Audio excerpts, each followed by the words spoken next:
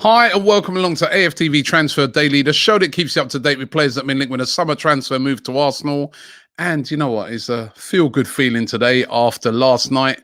It was just good to see Arsenal banging in the goals again. Remember, we've had 2 games, no goals, and then all of a sudden 6 goals come along. I mean, listen, let's be real. West Brom, they played a very weakened side. You know what I mean? There was a lot of players there in their team making their debut, etc. But that's their business. What we got to do is go out there and smash teams like that when they do things like that, because very dumb thing to do against Arsenal. And that's how it proved. And it was great to see Aubameyang on the score sheet, scoring a hat-trick. He looked hungry.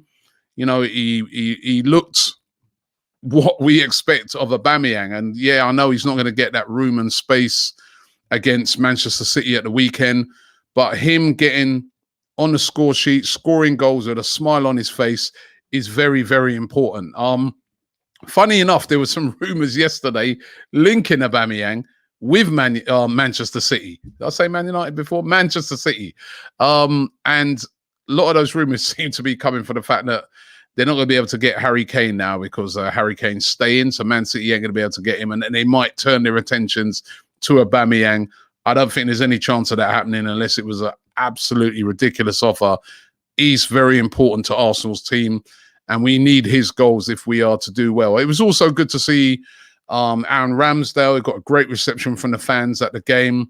Also, Odegaard as well did really well in the game as well. And yeah, just all round a feel-good game. And it was just good to see Arsenal on the score sheet. And it would have relieved a lot of pressure off of Mikel Arteta, who's been under a lot of pressure, as we know. The pressure will mount again come the weekend if we don't get a win. But at least for now, a bit of respite for him. And we can go into that game with a little bit of confidence. Mikel Arteta talking after the game and was asked about transfers. And he said, basically, that the business is not over yet. There's still more things to be done.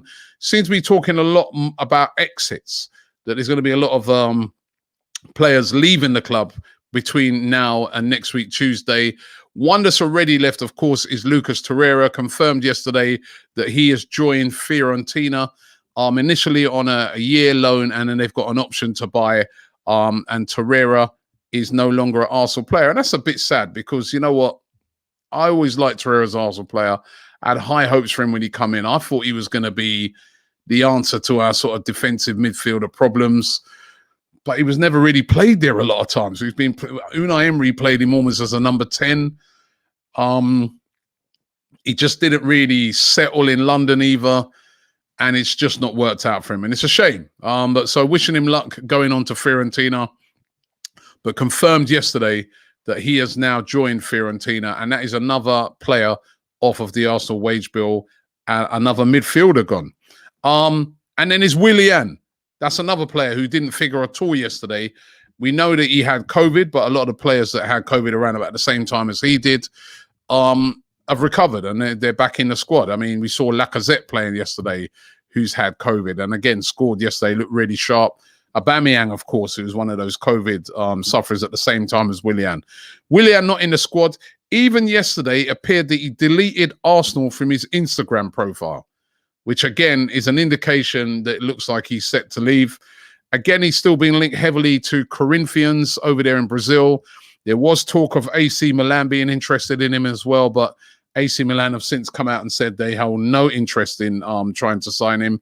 And Willian looks to be on his way out. And again, I said it yesterday, it was a weird signing at the time. Didn't seem to make sense.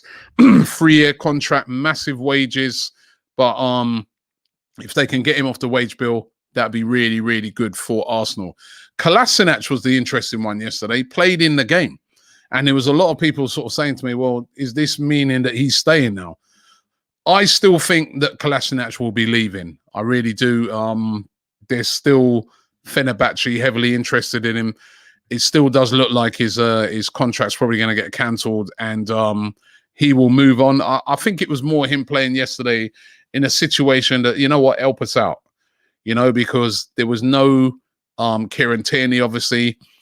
Nuno Tavares was in the team, but I think that Kolasinac being in the team was more like a help us out sort of situation, but I still think he will be moving on. There was, you know, of course, last night there was right backs missing as well, so he was sort of brought in as cover. But I still think Kolasinac could be on his way out of Arsenal, and that will be another one who'll be leaving. And MOHAMED ELNENY, who also played last night, had a decent game, being linked with moves. Two teams over there in Turkey at the moment seem to be battling it out for his signature. Besiktas and Fenerbahce, both of them interested in him.